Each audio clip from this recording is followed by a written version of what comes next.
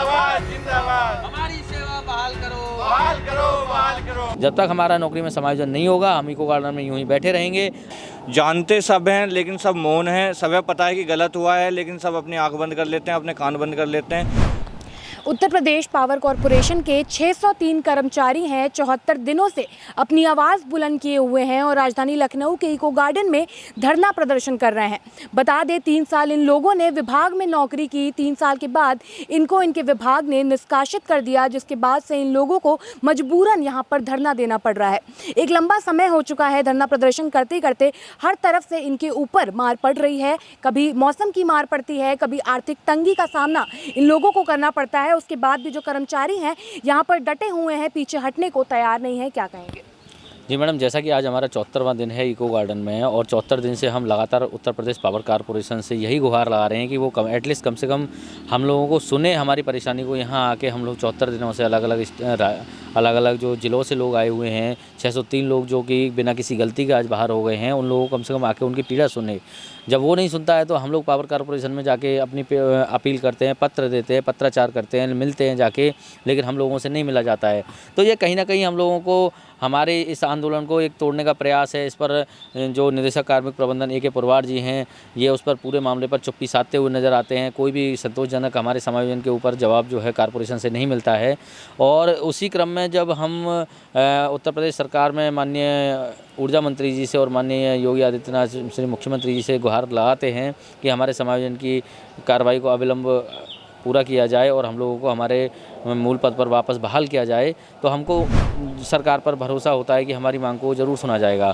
लेकिन कॉरपोरेशन का इतना अड़ियल और हठधर्मी रवैया है कि 74 दिन बीतने के बावजूद आज हम लोगों से मिलने का उसने साहस तक नहीं जुटाया है कि वो इको गार्डन में आके देख सके, हम लोगों से नज़रें मिला करके बात कर सके।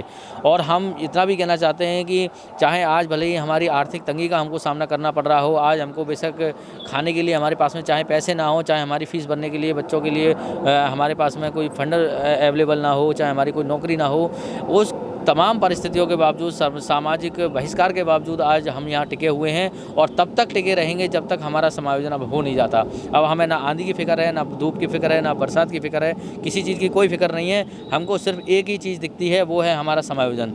जब तक हमारा नौकरी में समायोजन नहीं होगा हम इको गार्डन में यूँ ही बैठे रहेंगे, आगे अपनी आवाज़ प्रबंधन के कानों तक पहुँचाते रहेंगे। और इसी क्रम में 2 अक्टूबर को हमारा जो है एक मौन व्रत कार्यक्रम आयोजित यहीं इको गार्डन में किया जाएगा, जिसमें हमारे द्वारा यही एक संदेश पहुंचा जाएगा कि आज तक हम चुप हैं, इस चुप्पी को हमारे को खामोशी न समझा जाए, क्योंकि आने वाले समय में यही खामोशी एक इंकलाब बनकर जो है प्रबंधन के सामने जाएगी।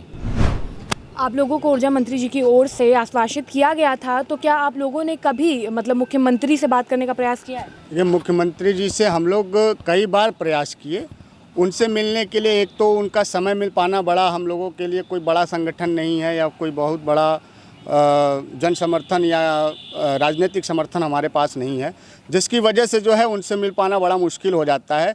एक हम लोगों को रास्ता दिखता था जनता दर्शन के माध्यम से, हम लोग वहाँ पे कई मरतबे गए, एक एक करके लगातार हम लोग कई दिनों तक गए, लेकिन दुर्भाग्य ये रहता है कि वहाँ पर जो है कभी कोई राज्य मंत्री मिलते थे, कभी कोई अधिकारी मिलते थे, लेकिन माननीय मुख्यमंत्री जी से दुर्भाग्य रहा कि कभी मुलाकात नहीं हो पाई। लेकिन वहाँ पर जो उनकी अनुपस्थिति में जो अधिकारी या जो राज्य मंत्री दर्जा प्राप्त राज्य मंत्री वहाँ रहते थे, वो हम लोगों को बताते थे, हम अपनी वेदना उनके समक्ष रखते थे, तो वो यही कहते थे कि जनता दर्शन में इस प्रकार की चीज़ें, नौकरी या ट्रांसफ़र पोस्टिंग के मामले नहीं सुने जाते हैं, लेकिन फिर भी आपका जो मामला है वो सुनने लायक है और इस पे न्याय आपको मिलना चाहिए, ऐसा आश्वासन हमको वहाँ से भी मिला है। लेकिन उसके बाद वो जो उसका प्रोसेस है निस्तारण का, वो बहुत ही घटिया प्रोसेस है और उसमें भी सुधार की आवश्यकता है।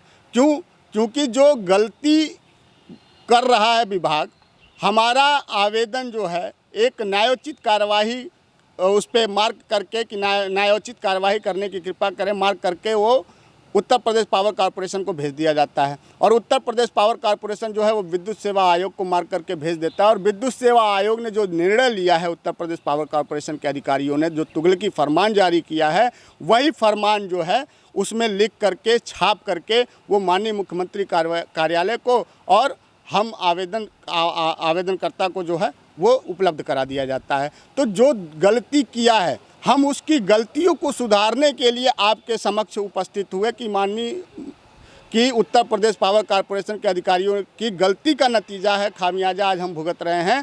कृपया आप न्याय करें, लेकिन आप अपेक्षा किससे करते हैं? आप उन्हीं अधिकारियों से अपेक्षा करते हैं कि वो न्याय करें। तो वो तो साफ साफ खुला चुनौती दे दिए हैं कि हम अब कुछ नहीं करेंगे, आपको जो करना है आप कर लीजिए। ये कहीं ना कहीं सरकार के गाल पर भी वो अधिकारी जो बैठे हुए हैं उत्तर प्रदेश पावर कॉरपोरेशन के डायरेक्टर और एमडी चेयरमैन, वो कहीं ना कहीं सरकार के गाल पर भी तमाचा मार रहे हैं और हमारे गाल पर तो तमाचा मार ही चुका है। तो माननीय वित्त मंत्री सुरेश कुमार खन्ना जी का पत्र जो है वो कॉरपोरेशन के अधिकारियों को जारी किया गया। माननीय मुख्यमंत्री कार्यालय से कॉरपोरेशन के अधिकारियों को पत्र जारी किया गया। तमाम संगठनों के द्वारा जो है उत्तर प्रदेश पावर कॉरपोरेशन के अधिकारियों को पत्र जारी किया, लेकिन किसी के भी पत्र पर जो है उत्तर प्रदेश पावर कॉरपोरेशन के गैर जिम्मेदार आयोग अधिकारी जो है कभी भी नियमतः कार्यवाही करने की जहमत नहीं उठा पाए। तमाम ऐसी भर्तियां जो हैं वो कोर्ट में फंसा दी जाती हैं। किसी का निर्णय 3 साल के बाद आता है, किसी का 4 साल के बाद आता है, किसी का 5 साल के बाद होता है। जो अधिकारी दोषी हैं उनको कुछ नहीं होता है, लेकिन जो निर्दोष कर्मचारी जो है विभाग में कार्यरत होते हैं उनको जो है 3 साल के बाद, 1 साल के बाद, 1.5 साल के बाद, 5 साल के बाद निकाल दिया जाता है। ये आज 603 बैठे हैं, इसके पहले 97 लड़के भी बाहर हैं 1 साल की सेवा करने के बाद। 884 की एक वैकेंसी आई थी, उसमें भी 157 लड़के मेरिट में होने के साथ जो है वो बाहर हैं। 2011 में एक वैकेंसी आई थी, उसका मामला आज सुप्रीम कोर्ट में 2011 से लेकर के अब तक जो है वो लंबित है, चल रहा है। उस पर भी जिस दिन निर्णय आएगा उसमें भी कुछ ना कुछ लोग बाहर होंगे। और नॉर्मलाइजेशन को लेकर के उत्तर प्रदेश में जब से योगी सरकार बनी है, नॉर्मलाइजेशन का मामला विद्युत सेवा आयोग ने एक नया मामला लेके आया।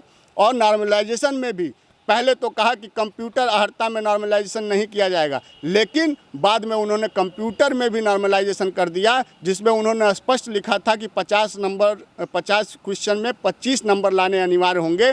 उसमें भी नॉर्मलाइजेशन कर दिया। वो भी मामला आज हाई कोर्ट में चल रहा है 2019 से, और उस पर भी जब भी जजमेंट आएगा तो कुछ न कुछ लड़के जो आज सेवा में हैं वो बाहर ज़रूर होंगे। तो इस तरीके का काम विद्युत सेवा आयोग लगातार कर रहा है, लेकिन उत्तर प्रदेश सरकार, चाहे आज की योगी सरकार हो या कल की जो है वो सपा सरकार हो, किसी ने भी इसका संज्ञान में नहीं लिया। ऐसी कोई योजना लानी चाहिए कि जब विद्युत सेवा आयोग या कोई भी आयोग बनाया गया है तो भर्ती में पारदर्शिता के लिए बनाया गया, तो उस पारदर्शिता कहाँ ख़त्म हो जाती है, न्यायालय में जा कर के वो चीज़ें दम तोड़ जाती हैं और नुकसान हमेशा युवाओं का होता है। तो मैं यही चाहूँगा कि उत्तर प्रदेश सरकार जो है इन ऐसे भ्रष्ट आयोगों पर भी अंकुश लगाए ताकि इस तरीके की गलतियाँ ना हो। आज मैं सिर्फ इतना कहना चाहूँगा, एक बार पुनः हाथ जोड़ करके निवेदन करना चाहता हूँ कि हमारी व्यथा को समझे माननीय मुख्यमंत्री जी, और जल्द से जल्द जो है उत्तर प्रदेश पावर कॉरपोरेशन के अधिकारियों को निर्देशित करें कि हमें विभाग में समायोजित करके हमारा मान सम्मान प्रतिष्ठा हमको वापस दिलाए। ऊर्जा मंत्री जी से आप लोग को आश्वासन मिला था, उसका अभी तक कुछ नहीं हो पाया है। उसके बाद आप लोगों ने क्या उनसे फिर से बात करने की कोशिश की, या उन्होंने बुलाया हो, उनके पास कोई उचित कारण हो कि आगे कार्यवाही क्यों नहीं हुई, कुछ बताया गया? ये देखिए, मिलते तो रहते हैं, कई बार जाते हैं, लेकिन उधर से आश्वासन कुछ नहीं मिलता।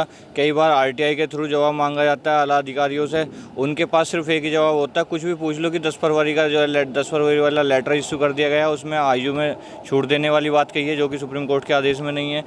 जानते सब हैं लेकिन सब मौन हैं। सबे पता है कि गलत हुआ है, लेकिन सब अपनी आँख बंद कर लेते हैं, अपने कान बंद कर लेते हैं। किसी भी मुख्यमंत्री को हम जो है इस प्रदेश की जनता है, हमने मुख्यमंत्री को चुना।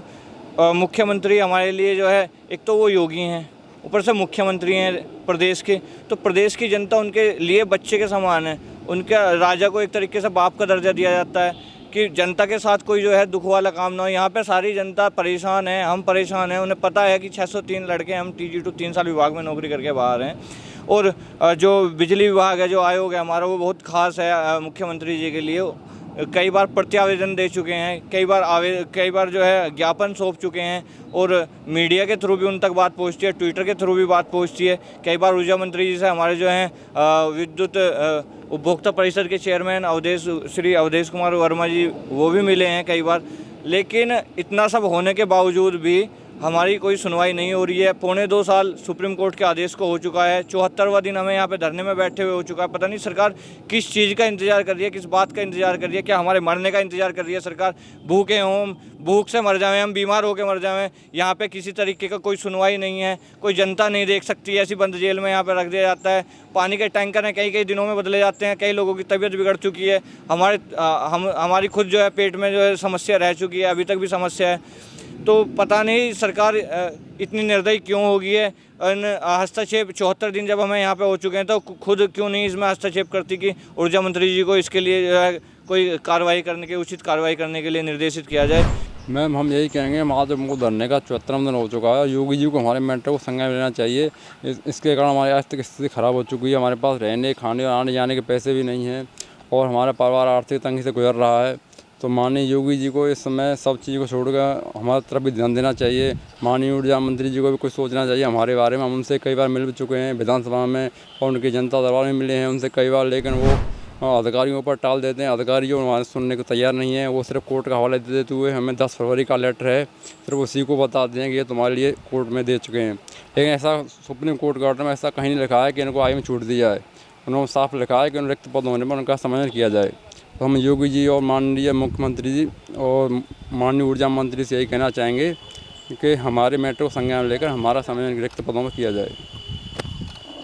तो आप देख सकते हैं कि कर्मचारी हैं लगातार 74 दिनों से अपनी मांग सरकार तक पहुंचाने का प्रयास कर रहे हैं। लगातार शांति रख करके अपने धरने को आगे बढ़ा रहे हैं। इसके साथ ही इन लोगों ने ये भी ऐलान कर दिया है कि 2 अक्टूबर को गांधी जयंती के दिन ये लोग मौन रह करके सांकेतिक प्रदर्शन करेंगे, जिसको उसके बाद आगे लगातार इनकी जो मांगे हैं वो पूरी नहीं की जा रही हैं। आश्वासन मिलने के बाद भी कोई कार्रवाई नहीं हुई।